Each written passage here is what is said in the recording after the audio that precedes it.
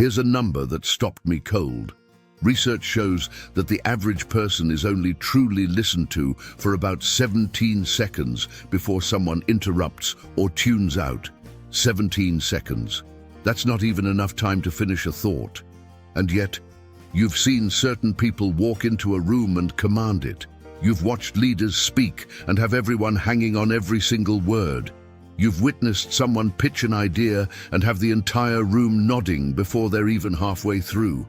What do they have that most people don't? Is it confidence, charisma, some kind of gift they were born with? No, it's psychology, it's a skill, and today you're going to learn it. Stay with me, because by the end of this video, you will have a completely different understanding of why people stop listening and exactly what to do about it. Welcome back. Or if you're new here, welcome.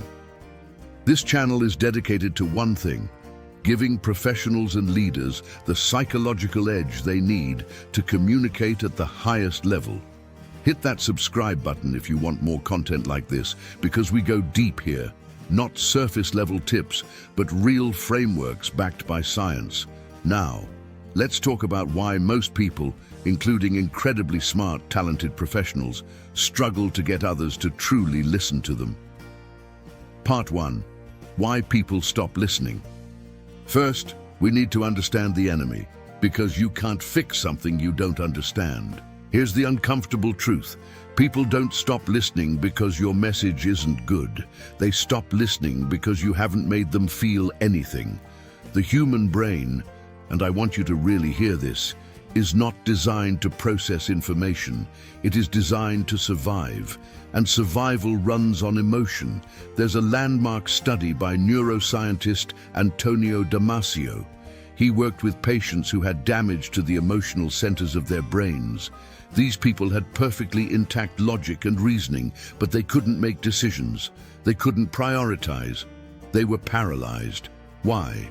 Because without emotion, nothing matters. So when you walk into a boardroom and deliver a perfectly logical, well-structured presentation and eyes start glazing over, it's not because people are stupid or distracted. It's because you haven't triggered the part of their brain that decides what matters. The first law of being heard: if they don't feel it, they won't follow it. This is where emotional intelligence, real EQ, becomes your most powerful leadership tool. Not just being aware of your own emotions, but strategically using emotion to connect, to move, and to lead. Part 2. The emotional intelligence framework for communication. Now, most people think emotional intelligence just means being empathetic or sensitive. That's part of it. But when it comes to communication, EQ is a weapon. Let's break it down into 3 pillars. Pillar 1, emotional self-awareness. Before you can influence how others feel, you have to know what you're projecting. Your audience, whether it's one person or 1,000, is reading you constantly. They're not just hearing your words, they're sensing your energy, your confidence, your certainty, or your anxiety. Studies in emotional contagion, yes, that's a real field, show that emotions are literally contagious. If you're nervous, people feel nervous. If you're bored by your own content, they'll be bored. But if you are lit up by what you're saying, if you believe it in your bones, that energy transfers. So the first question you need to ask before every important conversation or presentation is, what am I feeling right now? And is it what I want my audience to feel? If the answer is no, you regulate, you breathe, you anchor yourself to why this matters, and then you walk in. Pillar 2, emotional attunement. This is the one most leaders completely skip, and it's the most powerful. Attunement means you feel the room before you try to lead it. Here's a mistake I see constantly. A leader walks in with a prepared message, a set agenda, and starts talking, completely ignoring the emotional temperature of the room. Maybe there was a difficult week. Maybe there's tension. Maybe people are anxious about something that happened that morning, and the leader just plows through, wondering later why no one seemed engaged. The most magnetic communicators, the ones people want to listen to, always attune first. They read the room. they acknowledge it. Something as simple as, "Before we get started, I can feel there's a lot on everyone's mind today. Let's take a breath. What we're about to talk about is going to be worth your full attention." That one move does three things. It shows emotional intelligence, it validates how people are feeling, and it creates a psychological reset that makes people actually ready to listen. You cannot lead a room you haven't first joined. Pillar 3, emotional framing. This is where it gets powerful. Emotional framing means you deliberately shape how people feel about the information you're delivering before you deliver it. Think of it like this. Imagine I told you, "I'm going to share some feedback with you." How do you feel? Probably a little tense, defensive maybe. Now imagine I said, "I'm going to share something with you that I think is going to unlock a level you haven't reached yet." Same feedback, completely different emotional frame, and your brain is now open instead of closed. The most effective leaders do this constantly, framing information in terms of opportunity, growth, mission, and impact. They don't just deliver data, they deliver meaning. Because here's the psychology: people don't remember what you said. They remember how you made them feel while you said it, and how they feel determines whether they act on it. Part 3, the 4 psychological triggers that command attention. All right, now let's get tactical. There are 4 psychological triggers, backed by research, that make people lean in, stop what they're doing, and genuinely listen. Let's go through each one. Trigger 1, novelty. The human brain is hardwired to pay attention to what's new. It's called the novelty bias. Your brain releases dopamine when it encounters something unexpected. This is survival wiring. New things could be opportunities or threats, so your brain flags them immediately. This means if you want people to listen, you have to break their pattern. Don't open with what they expect. Start with a surprising statistic, like I did today. Start with a counterintuitive statement. Start with something that makes the brain say, "Wait, what?" In meetings, instead of saying, "Let's go over this quarter's numbers," try, "I found something in our data this week that I didn't expect, and I think it changes how we should be thinking about Q3. Same meeting, completely different level of attention.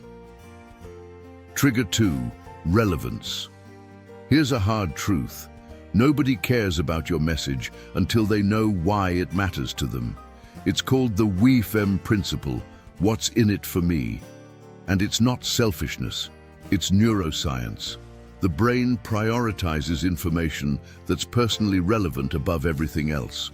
So before you deliver any message, any pitch, any presentation, any difficult conversation, answer this question for your audience first. Why should you care about this? And make it personal. Not "this will help the company," but "this will make your job easier, protect your team, and put you in a stronger position 6 months from now." Speak to their world, and they'll listen.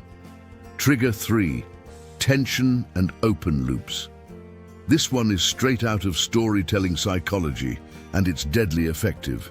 The brain cannot tolerate an unresolved question. It's called the Zeigarnik effect. We fixate on incomplete things. It's why you can't stop watching a show when there's a cliffhanger. It's why you remember unfinished tasks more than finished ones. Great communicators use this deliberately. They open loops. They say things like, "There are 3 things most leaders get completely wrong about this. And the third one is the one that will surprise you most." Now your brain is hooked. It needs that third thing. You're not going anywhere. Use this in your presentations, your meetings, your one-on-ones. Plant a question early that you'll answer later. Create anticipation. Let there be tension. Tension isn't bad in communication. Tension is attention. Trigger 4, social proof and shared identity. Humans are tribal. We listen most to people we see as part of our group, people who understand our world, face our challenges, speak our language. This means one of the most powerful things you can do as a communicator is signal that you get it, that you've been where they are, that you understand the pressure, the stakes, the complexity of what they deal with. When a leader says, "I know you're being asked to do more with less right now, and I'm not going to pretend that's easy," the room shifts, because suddenly you're not just a person delivering a message, you're someone who sees them, and people will follow and listen to anyone who makes them feel truly seen. Part 4. Putting it all together, the Listen Protocol. So how do you pull all of this together in real life? I want to give you a simple framework you can use before any high-stakes communication moment. I call it the Listen Protocol. L, lead with emotion, not information. What do you want them to feel first? I, identify their YFM. Why does this matter to them specifically? S, start with a pattern interrupt. Break their autopilot in the first 10 seconds. T, create tension. Open a loop. Plant a question. E, attune to the room. Feel it before you try to lead it. N, novelty throughout. Keep breaking expectations. Don't let them settle. Write that down. Use it. Before your next presentation, your next difficult conversation, your next pitch, run through that checklist. It will change the quality of every interaction you have. The bigger picture. I want to leave you with this. Getting people to listen to you isn't about being the loudest person in the room. It's not about being the most aggressive, the most polished, or the most perfectly prepared. It's about being the most human. The leaders who command real attention, lasting attention, are the ones who understand that communication is not a performance, it's a connection. And connection requires emotional intelligence. It requires you to see people, to feel them, and to speak to what actually matters to them. In a world that's louder than ever, where everyone is competing for attention, the ones who win aren't the ones who shout the hardest. They're the ones who make people feel something. That's your edge. That's your leadership superpower. And now you have the psychology to activate it. If this video gave you something, a new idea, a shift in perspective, even just one tool you're going to use, do me a favor and drop a comment below. Tell me, which of the 4 psychological triggers are you going to start using first? And if you haven't already, subscribe. Because next week, we're going deep on another topic that every leader and professional needs to understand. Share this with someone on your team who needs to hear it.